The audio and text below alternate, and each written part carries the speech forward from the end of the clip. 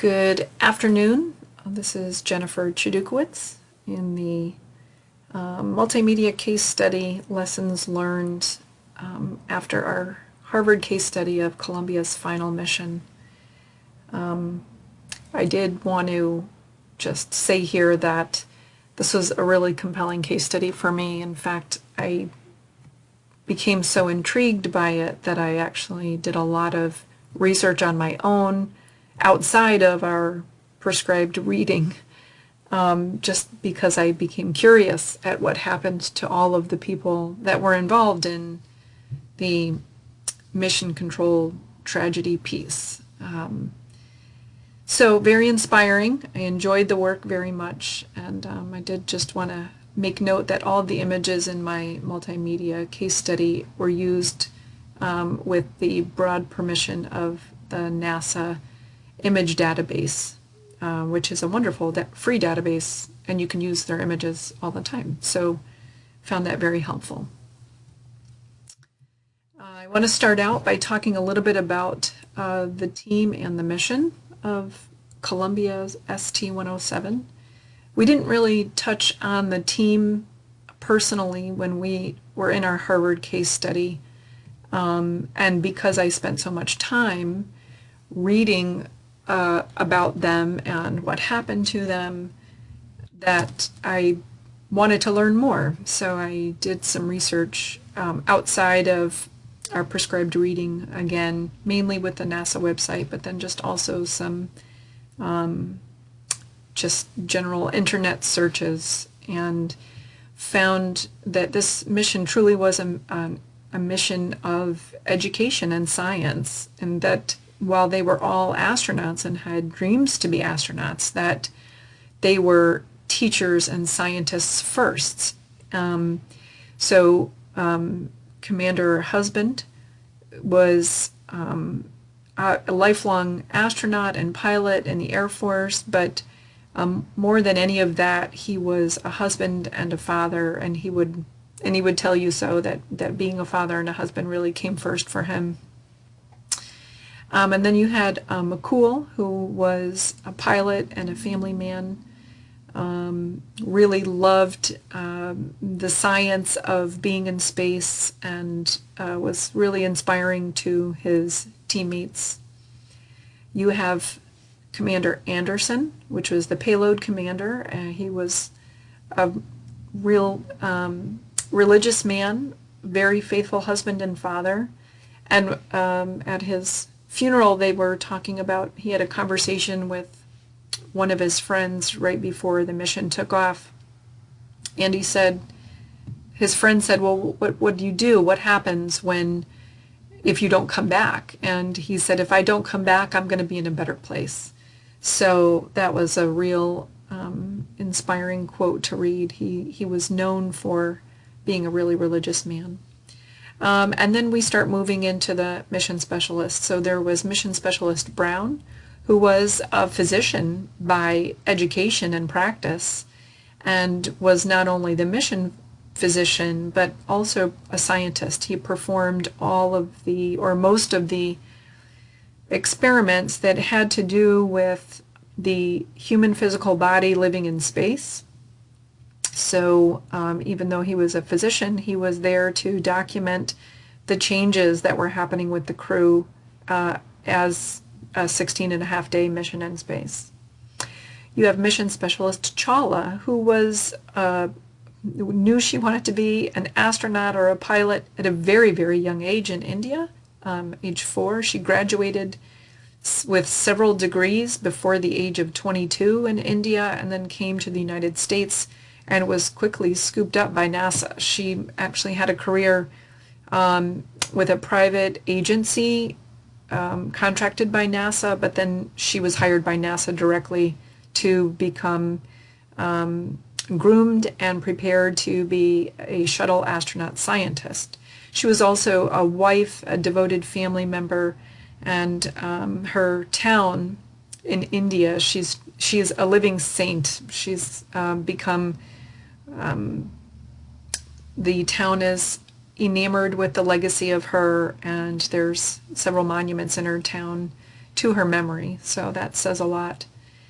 There's Mission Specialist Clark, who I really identified with and resonated with. She would say that she was a mother first, a physician second, a flight surgeon third, and a mission specialist last. And that's the order of the importance of relationships in her life. So I really identified with that.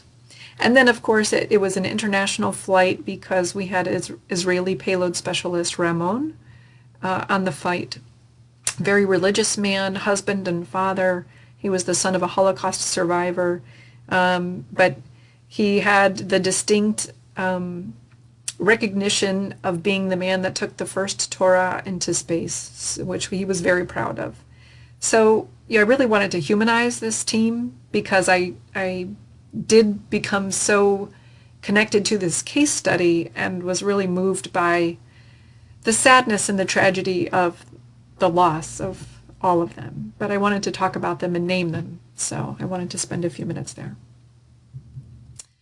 So I'll move into the timeline of this Columbia mission. So I want to talk first that in the history of space shuttle missions, there has been a team management meeting every single day while the space shuttle was in flight. This was the first space shuttle program, ST-107, that did not have a team meeting every single day while the shuttle was in flight. In fact, day one, which I presume day one was a Saturday morning, but I'm unsure of that. Day one, they had a quick brief team meeting. She was notified that they did observe a loose panel and a debris strike, but they didn't have any information. It was just hours after the launch. But then they went into a long weekend. It was President's Day weekend. And Saturday, Sunday, Monday, nobody met. There was no team meetings at all. They didn't have another team meeting until Tuesday morning, which was considered day 4 of this shuttle mission. The team manager, McCormick, did notify Linda Ham that they did not have any clear imagery of the strike, but it is also known that there was a debris assessment team formed loosely out of this knowledge of the debris strike, but it's not clear who formed the team, why they were formed, so in other words, what were they supposed to be looking at, and who were they supposed to report it to. The debris assessment team was over 30 scientists and engineers, so it wasn't a small team, and all the scientists and engineers that were called to be a part of this debris assessment team took it really seriously. However, the information really fell on deaf ears because the information they gathered wasn't ever formally delivered to the mission team management. Day 5, this same team manager, McCormick, had a little bit more information. He started to make a report, but was cut off by Linda Ham, the flight director, despite his continued efforts at continuing to offer the information that they'd learned at that point. She cut him off again. And I'll talk a little bit about that in my observations in a moment about what I think happened there. Day 6, it's unclear in the Harvard case study, and it's actually also unclear in anything that I read on the NASA website, that they use some passive language that an offer is made by the Department of Defense to use the spy satellites to take imagery of the space shuttle condition. And that's the passive sentence used by NASA.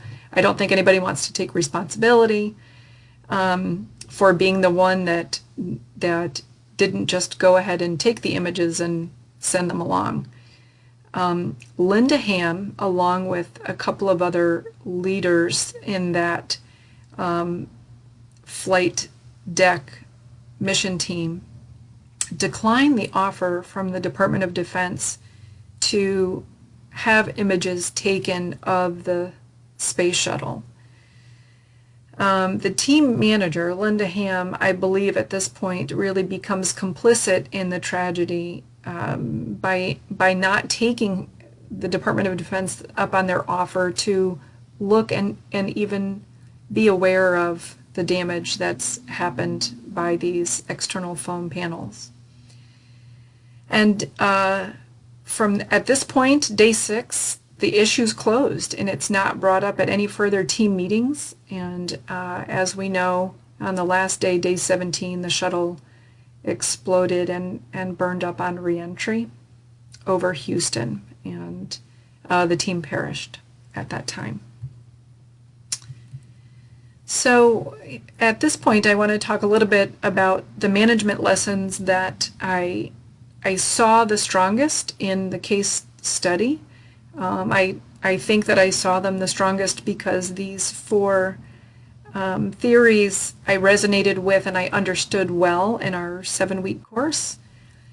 The first one, in fact, as I read more about Simon in our author's text, I noticed that Herbert Simon is actually referenced throughout our text, as well as in several of the articles from our Xanadu education packet of articles as well. So Herbert Simon is the author of a book about administrative review, and I may want to download that into my Kindle and take a look at some of his writings, because I really understood well what the points that he was making.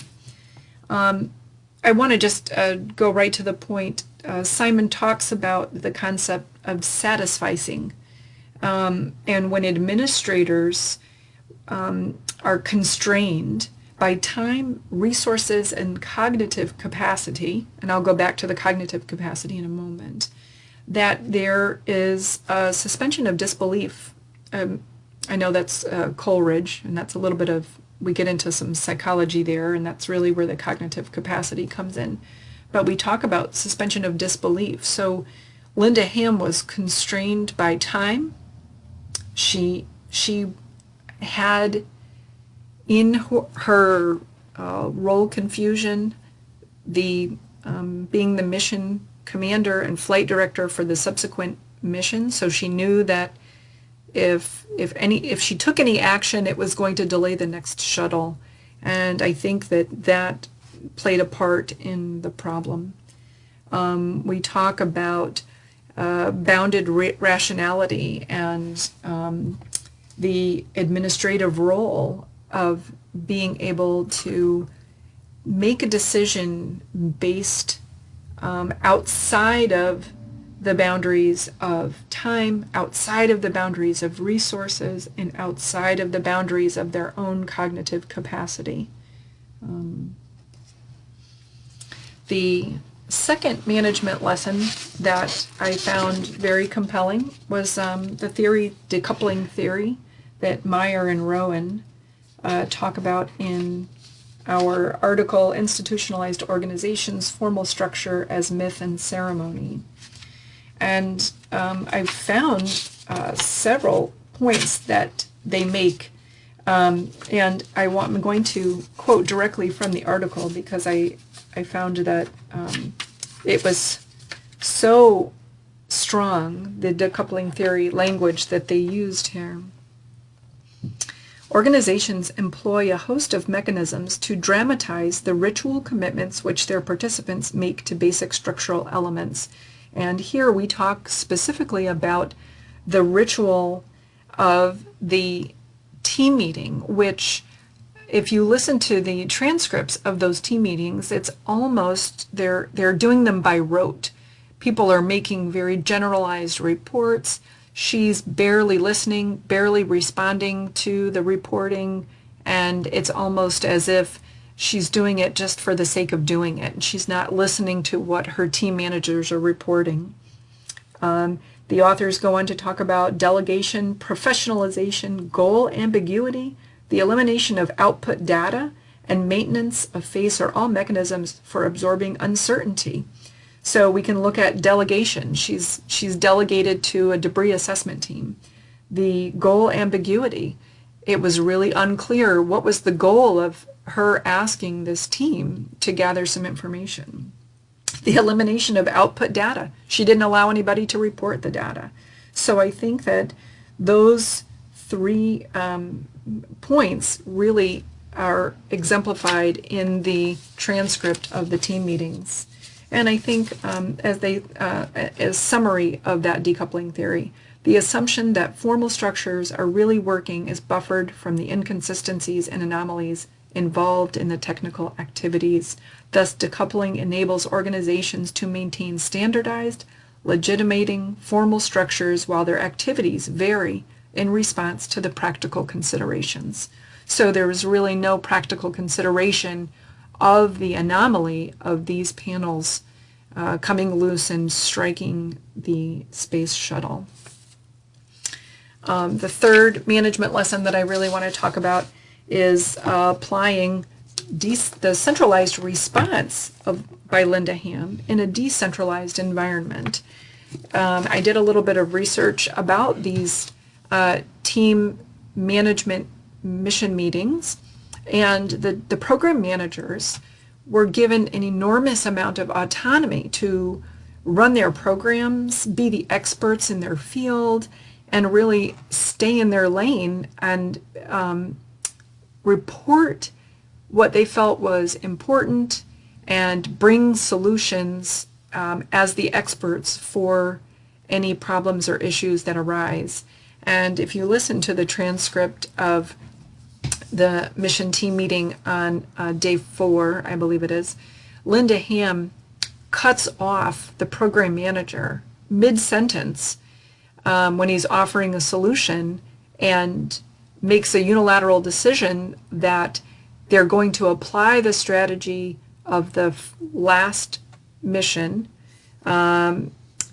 in lieu of allowing him to investigate and come up with a solution and report on a solution that could have saved the lives and the mission of Columbia ST-107.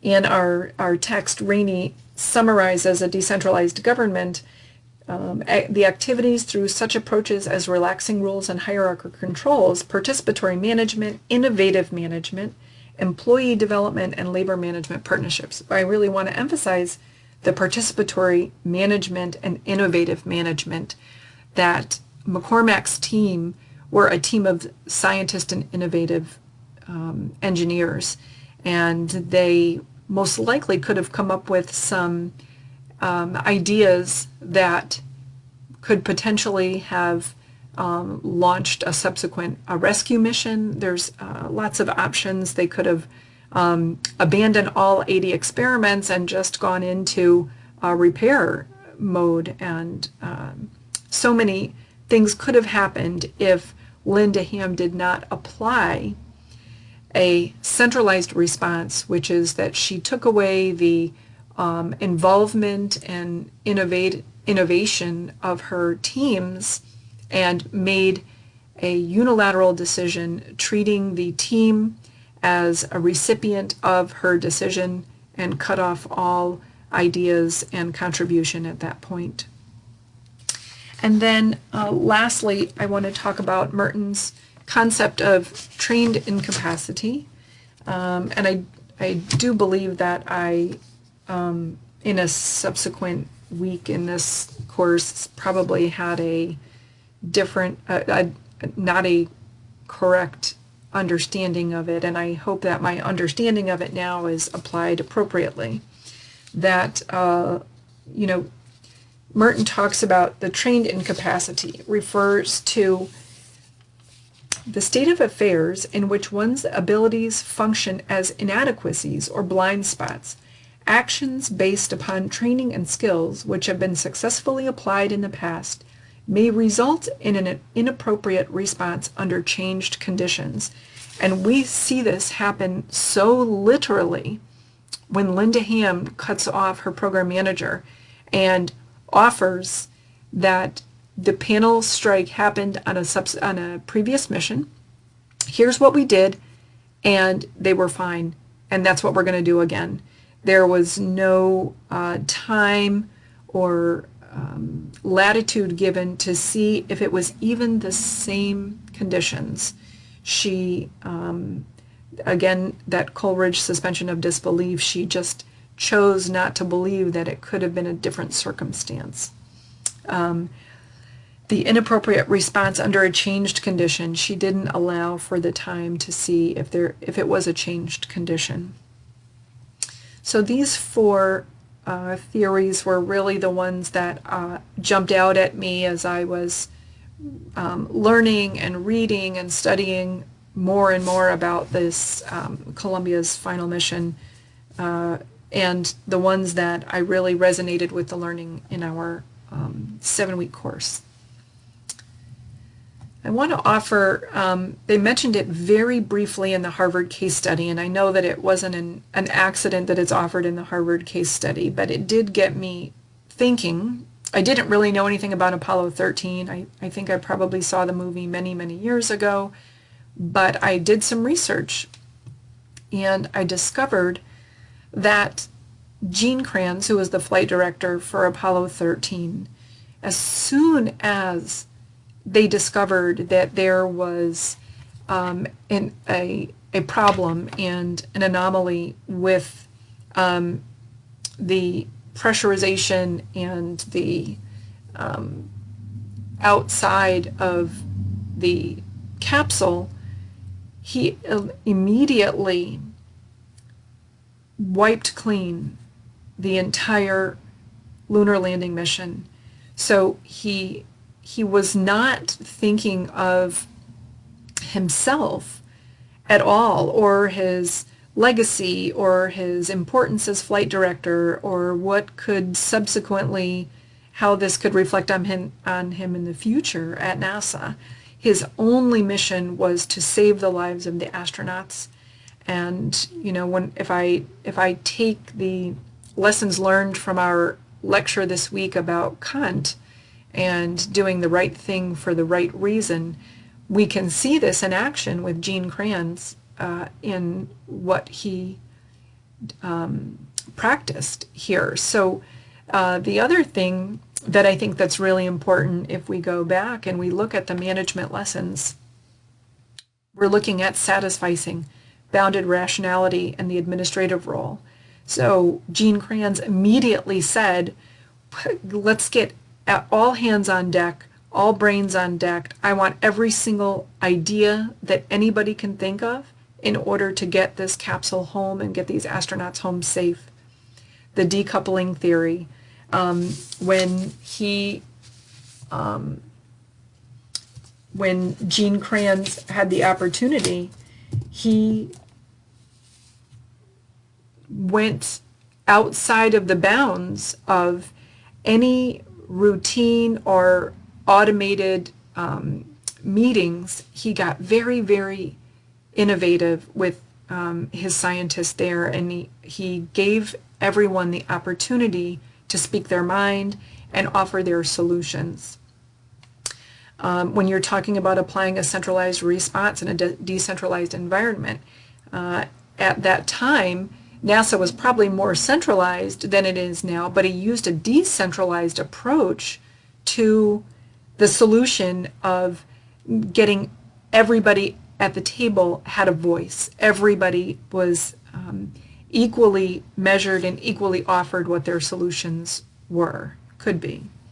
And then Merton's trained incapacity, he went against that completely, because he said, we have to think outside of the box. We have to do something that we've never done before, and we can't trust that one method that worked one time is going to work again, and we've got to just solve one problem at a time. So Gene Kranz is an American hero.